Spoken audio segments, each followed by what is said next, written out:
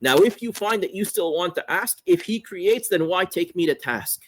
Right? So we got all the conceptualization. We even repeated some of it, as you can see. Inshallah, it's clear in your minds. But the ego, the lower self, clouds that clarity. And so when we shifted to non-ego attitude, give credit to Allah, blame to yourself, it will want to pull you back. Well, yeah, but, right? We already addressed all of that, but. So now if you find that you still want to ask, if he creates, then why take me to task? We already answered that. If he creates, why? So notice the why. Notice the assumption now. Hopefully you guys will pick up now on when somebody asks why in relation to Allah, that why doesn't apply to Allah, doesn't make sense, because there's no legislation over him and there's no motive driving him. So it doesn't make sense to say why for Allah. Why? Because he is Allah. He can. Right? It's up to him. He's not accountable, he's not responsible, and he's not gaining anything. So why is inapplicable? So why take me to task? The question doesn't actually make sense. He's free to. If you want to investigate and reflect on the wisdom, that's not usually how people approach it when their inner sucky baby is having this tantrum. Right? When they're being a suck. Why take me to task? Basically, it's a rhetorical question. Why take me to task? What they're saying is, I should not be taken to task. If Allah is the one who created my actions and created everything about me, I shouldn't be taken to task. It's his action. I refuse to take responsibility for his action. No, it's his action in terms of the creating, in terms of the inner reality. It's your action in terms of the experience and in terms of the acquisition and the ownership. Mm-hmm. And there is no why in relation to Allah. It doesn't apply. It doesn't make sense. If you want to look at the wisdom, then you're coming from a different angle. You're not having a tantrum. You're actually looking now for, okay, why am I held accountable? You're probably looking for the blessings in that accountability, right? Why was I blessed out of Allah's wisdom that Allah gave me accountability? That accountability is opportunity. He gave me opportunity to obey him. Everything else in creation does not have the choice but to obey him. And he gave me the opportunity to willingly come to him. Notice the difference. Right? When you're looking for Allah's wisdom, your soul is asking. When you're looking for, motive or challenging or something like that, your ego is asking. It's very different. Notice the energy shift. Right? So why? Yeah. And so we already answered that, right? If he creates, why take me to task? He's free to do what he wants. He is Allah. Well, that's been answered, so move on from it and focus on a thought that is more fit. So now that you're clear in terms of your conceptualization, you don't need to spin. The spiraling and the spinning is an ego attachment, right? So let go of that ego attachment, and there are ways to change your state. There are ways to shift your state. Even in personal growth, personal growth, personal development, you'll learn some of these and emotional regulation and stuff. That puffing up and that tantruming of the psyche, of the lower self, of the ego, that's an ego attachment. And so you'll find yourself getting stuck. Conceptually, intellectually, you already know it. All this already made sense, but the ego doesn't like the slavehood. The ego doesn't like the accountability. And so it kicks and screams and kicks and screams. So you can let go of that attachment. There are ways to do it, but one of them, very simply, is to shift your focus. Shift your focus. So now that you've learned it, there's no reason to spin in the same question. It's already been answered. Now, if you find that you still want to ask, if he creates, then why take me to task? Well, that's been answered. So move on from it and focus on a thought that is more fit. So here, what's happening when the ego is tantruming is that it's focusing on potential punishment for acts that I didn't create. But if you understand Tawheed, that's not actually something to object to. But if you want to shed that attachment, shift your focus, just like Allah may punish people for acts that He created, though they acquired them and they experienced them and they earned them. They just didn't create them. Though Allah may punish for acts that He created, nobody ever fixates on and focuses on the fact that He also rewards for acts He created.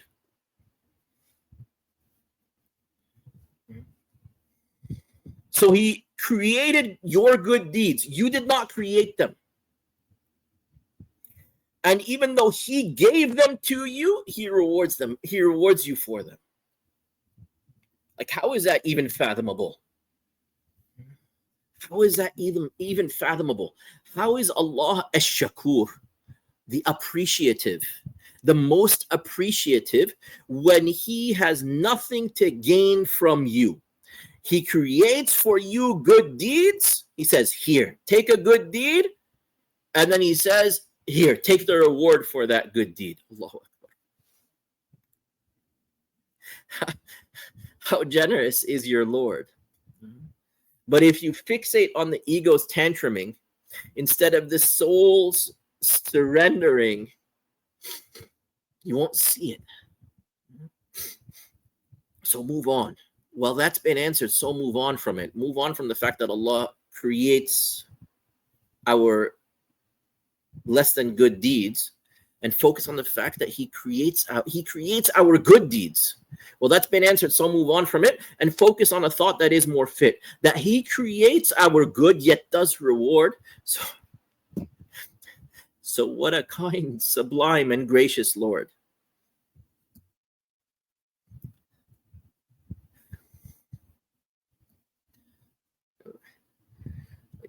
How are you not overwhelmed with gratitude? What are you supposed to do with that? And then even your gratitude is a gift that He gave you. And even that gift of gratitude that He gave you, He rewards you for. And so instead of the person who has the downward spiral of the ego attachment that he created the bad and we did it, and He compensates us accordingly. That person who fixates on that and keeps spiraling in blaming Allah deprives himself of the opportunity to see that Allah created your good deed and rewarded you for it. He created, just start with, He created your shahada. Every single person here is a believer. And Allah gave you that. And anyone, of course, who's experienced going from kufr to shahada knows that in kufr, he was misguided.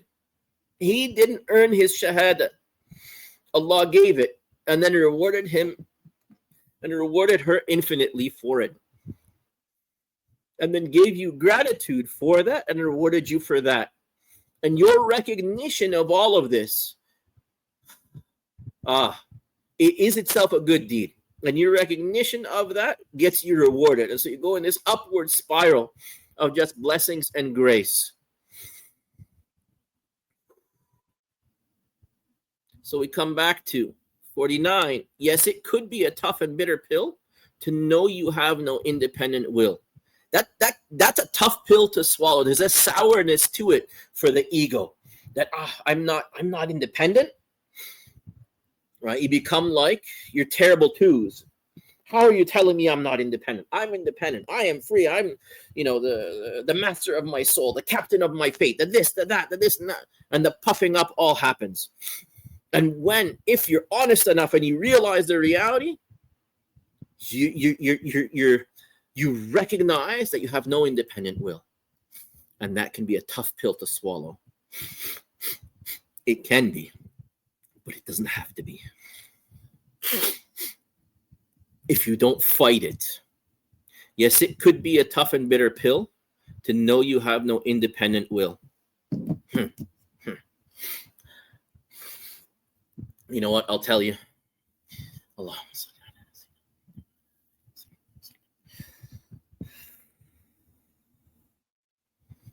When I was studying Aqidah and we got to this point with my Shaykh. There were a couple of other students in the class.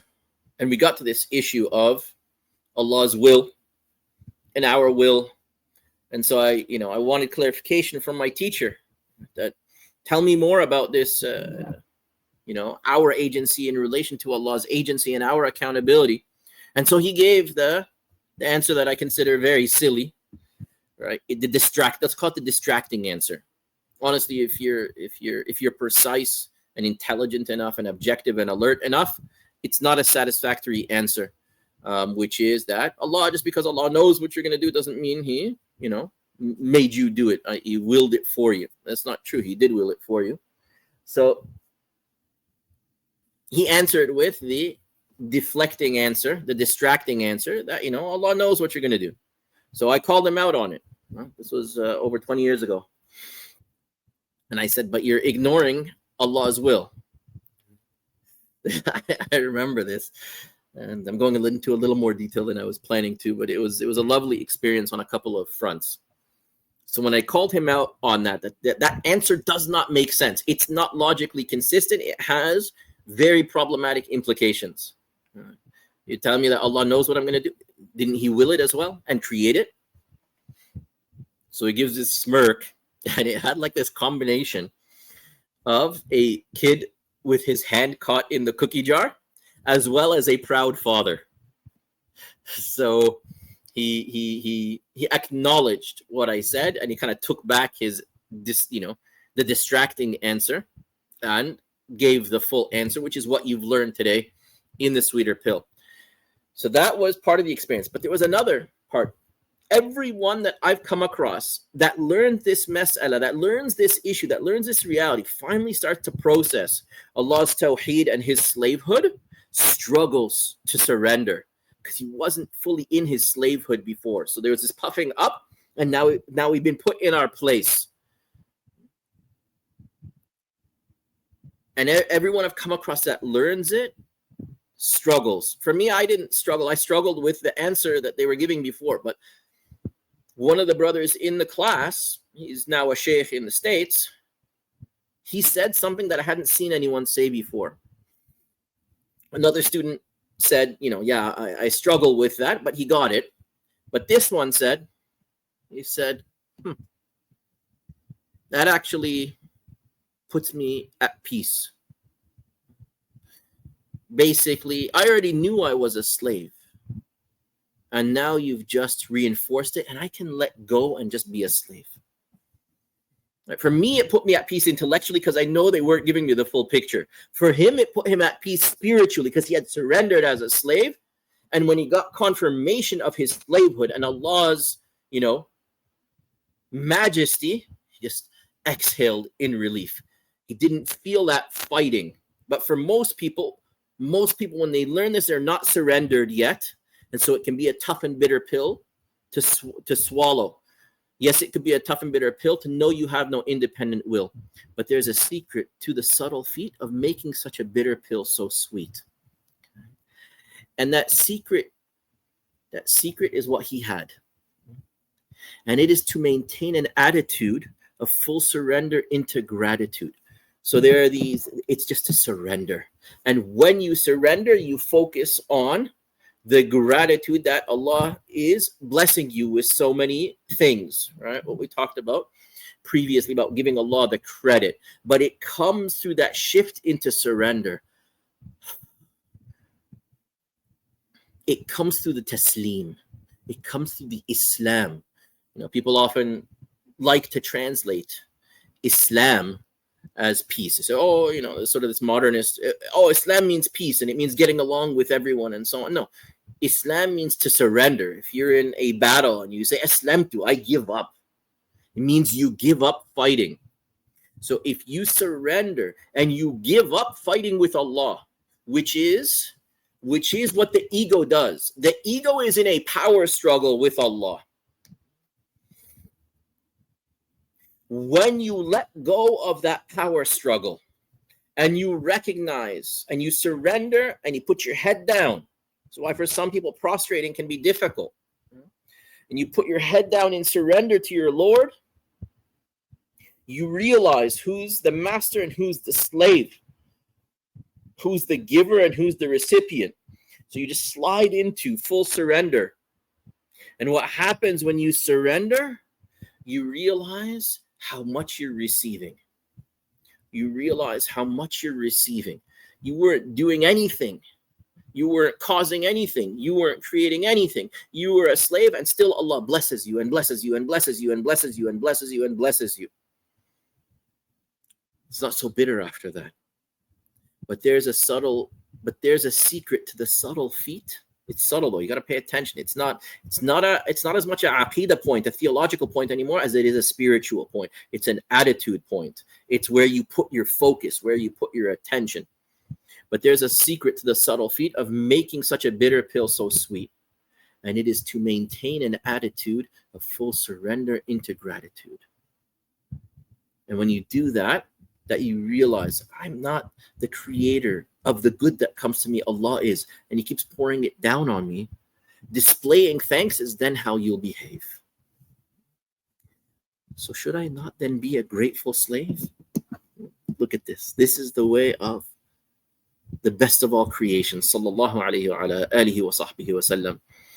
People think that, oh, well, I'm not creating my deeds. Why should I do anything? And the best of all creation, sallallahu alayhi wa ala alihi wa sahbihi wa sallam, had the least need of all of us to take action.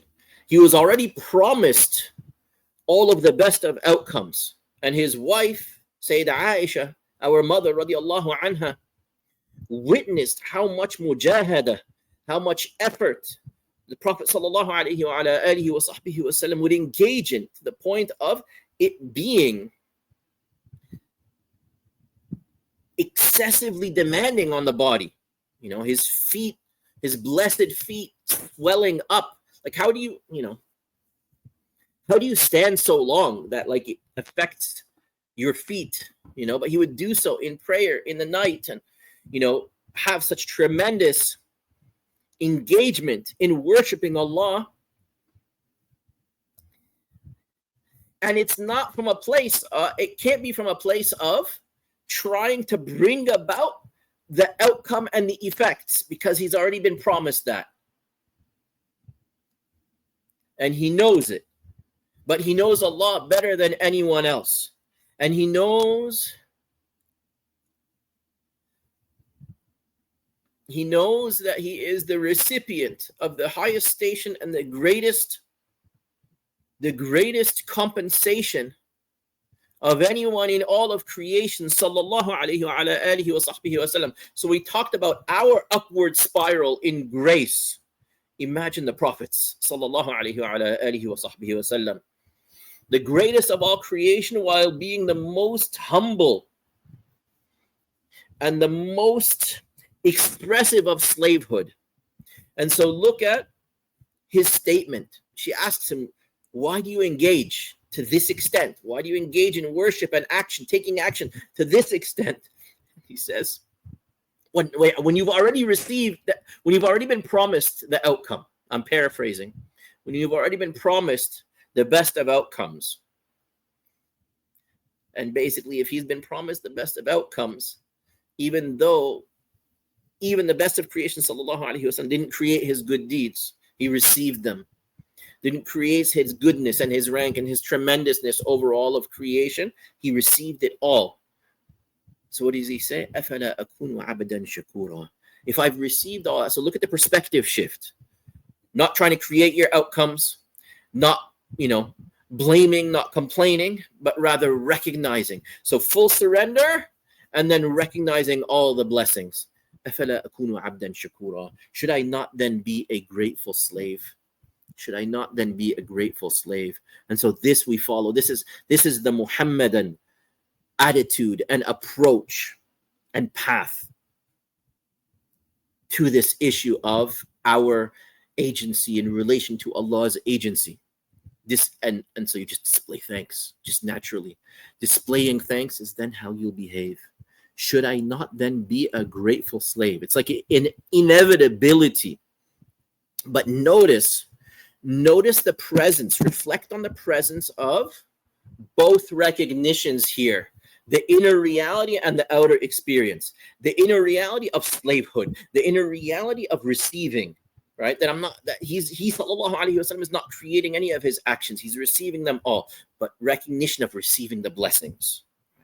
So then the inner reality is the slavehood, the inner reality is the receiving, the outer experience is now taking action. And that is through an attitude of gratitude and then demonstrating that gratitude. Displaying thanks is then how you'll behave. Should I not then be a grateful slave?